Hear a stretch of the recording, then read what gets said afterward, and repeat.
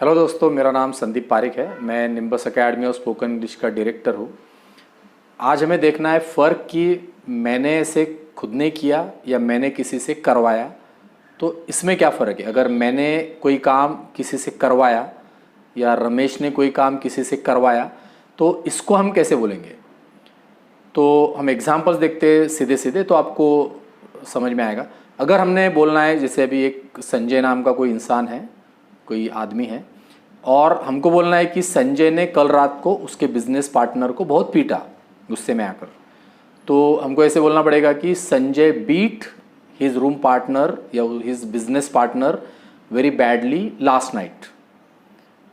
लेकिन अगर हमको बोलना है कि रमेश ने या संजय ने उसके बिजनेस पार्टनर को पिटवाया, यानी किसी से पिटवाया, गुंडों से या किसी उसके दोस्तों के हाथों से, तो फिर ऐसे बोलना पड़ेगा कि Sanjay had his business partner beaten very badly last night. तो इसमें क्या फ़र्क आ रहा है कि इसमें जो स्ट्रक्चर है वो होगी कि subject plus have plus object plus V3 यानी पास्ट पार्टिसिपल। अभी जो ऑब्जेक्ट, आपको पता ही है कि ऑब्जेक्ट यानी कोई जो इंसान है, कोई जो शख्स है या कोई चीज़ है जिसके ऊपर उस सेंटेंस की क्रिया हो रही है, तो वो क्रिया नहीं कर रहा है। वो अगर क्रिया कर रहा है तो सब्जेक्ट हो जाएगा, और उसके ऊपर अगर क्रिया हो रही है तो वो ऑब्जेक्ट हो जाएगा। तो फिर हमको बोलना है कि जो स्ट्रक्चर है उसमें है कि subject plus have plus object plus past participle यानी third form of the verb. तो ये बेसिक स्ट्रक्चर है। तो टेंस के हिसाब से वो चेंज होगी, हमको क्या बोलना है इसके हिसाब से वो चेंज होगी, लेकिन बेसिक स्ट्रक्चर वही रहेगी। तो अभी सेकंड एग्जांपल देखते हैं कि अगर हमने बोला कि कोई जैसे है कि मिसेस पांडे, तो Mrs Pandey murdered her husband, तो इसमें मतलब क्या होगा कि मिसेस पांडे ने खुद ने उनके हस्बैंड का मर्डर किया। लेकिन अगर हमको ऐसे बोलना है कि मिसेस पांडे ने उनके हस्बैंड का खून करवाया, तो फिर हम उसमें बोलेंगे Mrs Pandey had her husband murdered. तो ये सिंपल पास्ट का हो गया, सिंपल पास्ट होने की वजह से उसमें हैड आ गया इस स्ट्रक्चर के अंदर। जैसे सिंपल पास्ट का सेंटेंस है कि Mrs Pandey murdered her husband, तो मर्डर्ड यानी सिंपल पास्ट हो गया, सेकंड फॉर्म आ गया। उन्होंने उनके हस्बैंड का खून खुद नहीं किया, मर्डर खुद नहीं किया। लेकिन अगर हम ऐसे बोलेंगे कि अगर हमको बोलना है कि उन्होंने करवाया, उन्होंने किसी के हाथों से, गुंडों के हाथों से खून करवाया, कॉन्ट्रैक्ट उन्होंने दिया किसी को और उन्होंने खून करवाया, तो बोलना पड़ेगा कि मिसेस पांडे हैड, जो हमने हैव बोला था उसका हैड हो गया, पास्ट करने, पास्ट है उसका। तो Mrs Pandey had her husband murdered, तो मर्डर्ड हो गया V3, तो हर हस्बैंड हो गया ऑब्जेक्ट। तो ये जो फर्क है कि उन्होंने खुद ने उनके हस्बैंड का खून किया या किसी से करवाया, तो ये फ़र्क बताने के लिए हम दूसरे स्ट्रक्चर का इस्तेमाल करते हैं, जो मैंने बोला आपको, बार बार मैं बोल रहा हूँ कि subject plus have plus object plus V3। Tense के हिसाब से उसमें चेंज आएगा। अभी सिंपल पास्ट का सेंटेंस था कि मिसेस पांडे मर्डर्ड, तो उसका हो जाएगा हैव की जगह हैड आ जाएगा, मिसेस पांडे हैड, लेकिन आगे का वही रहेगा ऑब्जेक्ट प्लस V3। तो अगर हम दूसरा सेंटेंस देखेंगे कि we have our house painted every 5 years, तो सिंपल पेंट होने की वजह से हैव का हैव ही रहेगा और बाकी का वही आएगा कि ऑब्जेक्ट प्लस V3। तो we have our house painted every 5 years, इसका मतलब हुआ कि हम हर 5 सालों में हमारे घर को पेंट करवाते हैं। किसी को हम कॉन्ट्रैक्ट देते हैं और हम नहीं करते, किसी से हम करवाते हैं।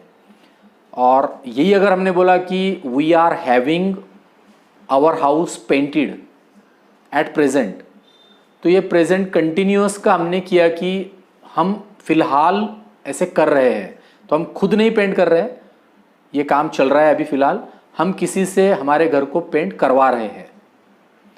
और पास्ट में जैसे हमने पहले भी एग्जांपल देखे थे, तो पास्ट में तो सीधे आएगा कि वी हैड आएगा पास्ट में, तो we had our house painted last month, तो पिछले महीने में हमने हमारे घर को पेंट करवाया। तो टेंस के हिसाब से आएगा वहाँ पर स्टार्टिंग में हैव आएगा या हैड आएगा, is am is are having आएगा, तो जो भी टेंस है उसके हिसाब से आएगा। बाकी का जो सेम रहेगा ऑब्जेक्ट आएगा और बाद में पास्ट पार्टिसिपल आएगा। तो अगर हमने और एक एग्जांपल देखा कि सपोज कोई मिनिस्टर है और उनका मिस्टर शर्मा से बहुत झगड़ा हो गया, और जैसे मिनिस्टर के बहुत पावर होते हैं उनके हाथ में, तो हमको बोलना है कि मिनिस्टर ने मिस्टर शर्मा को जॉब से निकलवाया। उन्होंने नहीं निकाला, उनके ऑफिस में काम नहीं कर रहे थे, उन्होंने फ़ोन करके किसी के ऊपर प्रेशर डाल के, मिस्टर शर्मा के बॉस के ऊपर प्रेशर डाल के उनको बॉस के हाथों से निकलवाया। मिनिस्टर ने खुद ने नहीं किया है, उन्होंने करवाया किसी से।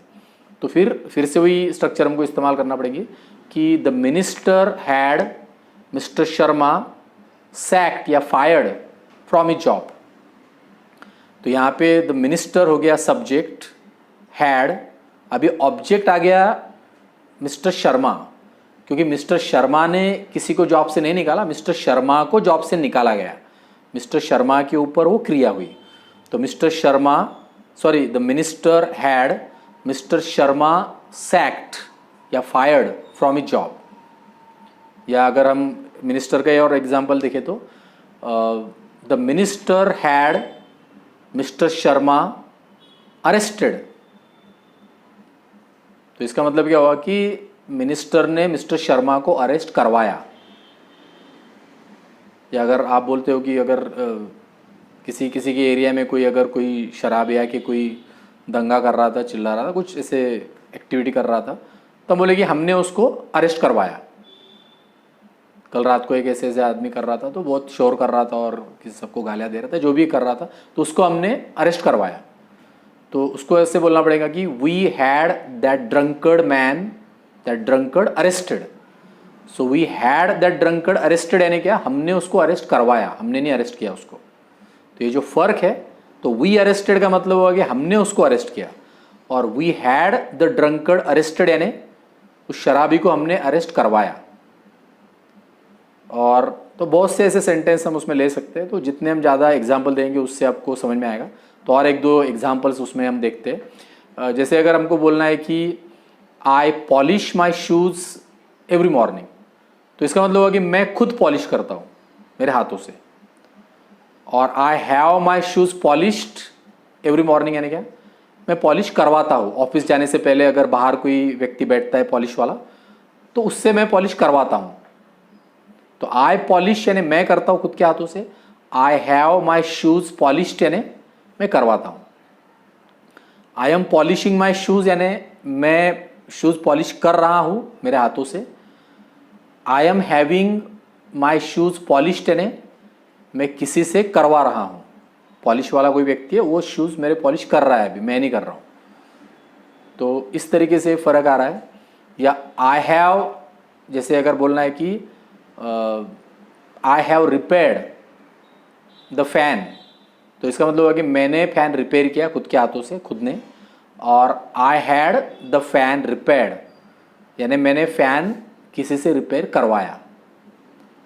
तो इन सब एग्जाम्पल से आपको समझ में आ गया होगा कि मैंने किया या उसने किया, यानी हम सीधी जो नॉर्मल हमारी स्ट्रक्चर है टेंस की वो इस्तेमाल करते हैं। और किसी से करवाया यानी जो हमारी स्ट्रक्चर है have plus object plus V3, इसको इस्तेमाल करते हैं। तो ये एक हो गया। अभी एक दूसरी भी एक स्ट्रक्चर होती है, इससे थोड़ी सी मिलती जुलती है लेकिन थोड़ा सा फ़र्क है।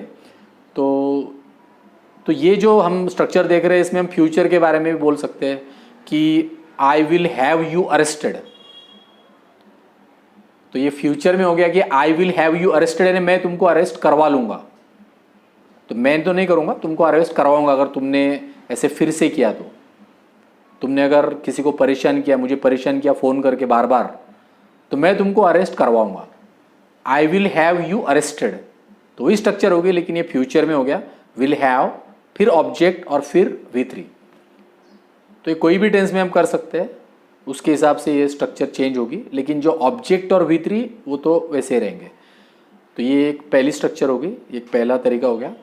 अभी एक दूसरा तरीका होता है कि will have plus object plus first form यानी इन्फिनिटिव। तो इसका एक सिमिलर मीनिंग होता है, लेकिन थोड़ा सा फ़र्क है। जैसे अगर हमने बोला कि अगर कोई मेहमान आया और आप उसको बोल रहे हैं कि फिक्र मत करो, आप मेहमान को बोल रहे हो कि मैं मेरे छोटे भाई को बोलकर आपके शताब्दी एक्सप्रेस के टिकट रिजर्व करा लूँगा। आई will have my younger brother reserve your ticket of शताब्दी एक्सप्रेस वेरी सुन। तो मैं जल्दी ही मेरे भाई को बोलकर आपका टिकट रिजर्व करवा लूँगा। या अगर ऐसे बोलना है कि I will have Ramesh drive you to the airport tomorrow morning. तो इसमें वही आ रहा है कि आई हो गया सब्जेक्ट, विल हैव बाद में ऑब्जेक्ट, यानी इसमें रमेश आ गया, लेकिन बाद में फर्स्ट फॉर्म आ रहा है। तो मैं रमेश को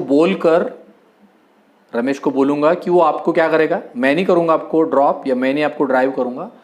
रमेश मैं बोलूँगा तो रमेश आपको, मेरा जो ड्राइवर है रमेश, वो क्या करेगा कि आपको एयरपोर्ट के वहाँ पे ड्रॉप कर देगा, ड्राइव करेगा, आपको गाड़ी में लेके जाएगा।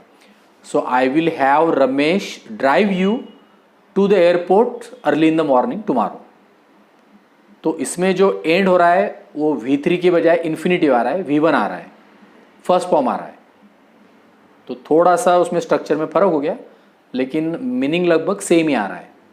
तो मैं ये किसी से करवाऊँगा, मेरे छोटे भाई से आपके टिकट बुक करवाऊँगा, या रमेश को मैं बोलकर वो आपको ड्राइव करेगा, मैं बोलूँगा तो। और आखिर का इसमें जो हिस्सा है कि जो हमने पहले की स्ट्रक्चर देखी थी, subject plus have plus object plus V3, अभी इसमें और क्या होता है कि इसमें और अलग तरीके के सेंटेंस होते हैं, लेकिन उनका मीनिंग थोड़ा अलग होता है। तो जैसे पहले एग्जाम्पल है कि Savita had her purse stolen, Savita had her purse stolen from the market. तो इसका मतलब जो हमने पहले देखा था वैसे नहीं आएगा कि किसी को बोलकर उसने उसका पर्स चुरवाया। तो इसका मतलब ऐसे नहीं होगा, इसका मतलब नॉर्मली होगा कि सविता का पर्स चोरी हो गया। जैसे हम नॉर्मल लैंग्वेज में बोलते हैं कि Savita, someone stole Savita's, some thief stole Savita's purse from the market. लेकिन एक दूसरा भी तरीका होता है कि Savita had her purse stolen from the market. तो इसमें पहले की स्ट्रक्चर है, लेकिन मीनिंग उस तरीके से नहीं आ रहा है। मीनिंग ऐसे आ रहा है कि सविता की पर्स चोरी हो गई, जो नॉर्मल मीनिंग होता है वैसे आ रहा है। जैसे एक सेकंड एग्जांपल है, जैसे कोई व्यक्ति है जो, जैसे कोई आदमी है जगदीश, तो जगदीश का एक्सीडेंट हो गया और जगदीश का राइट पैर फ्रैक्चर हो गया एक्सीडेंट में।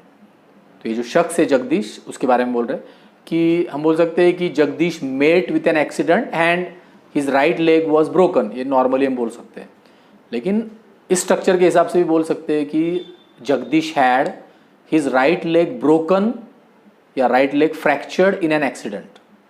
लेकिन इसका मीनिंग वही हो रहा है कि जो नॉर्मल मीनिंग होता है कि जगदीश का एक्सीडेंट में राइट लेग फ्रैक्चर हो गया या टूट गया। तो इसका ऑब्वियसली सीधे सीधे मीनिंग ये नहीं हो रहा है, ऑब्वियसली ये मीनिंग तो ऐसे नहीं हो रहा है कि जगदीश ने किसी के साथ अरेंज किया और जगदीश ने किसी को बोला कि मेरा पैर तोड़ दो, और किसी को बोल के उसने अपना पैर तोड़वा लिया। तो ऐसा तो मीनिंग नहीं होगा ऑब्वियसली। लेकिन ये पहली जो स्ट्रक्चर है जिसमें मैंने किसी से काम करवाया या रमेश ने किसी से काम कराया, वही स्ट्रक्चर है, लेकिन इसका मीनिंग नॉर्मल आ रहा है कि सीधे मीनिंग हो रहा है कि उसके साथ ऐसे हुआ। तो सीधा मीनिंग है उसके साथ ऐसे हुआ। तो लिटरल मीनिंग नहीं लेना है पहले जैसे कि उसने किसी से करवाया। तो क्योंकि सविता किसी को बोलकर उसका पर्स थोड़ी चोरी कराएंगी, तो ये उसके साथ हुआ सविता के साथ में। और इसका जो लास्ट एग्जाम्पल है, जैसे अगर बोलना है कि दिनेश नाम का शख्स है कि Dinesh had his bike taken away by the traffic police. तो इसका मतलब हो रहा है कि दिनेश की बाइक ट्रैफिक पुलिस वालों ने लेके गए हो, उसने शायद गलत जगह पार्क की थी, तो ट्रैफिक पुलिस वालों ने उसकी बाइक लेके चले गए। तो ये सब एग्जाम्पल्स है। तो इस तरीके से हमको ये स्ट्रक्चर इस्तेमाल करना है कि subject plus have plus object plus V3, और ये हम किसी भी टेंस में इस्तेमाल कर सकते हैं।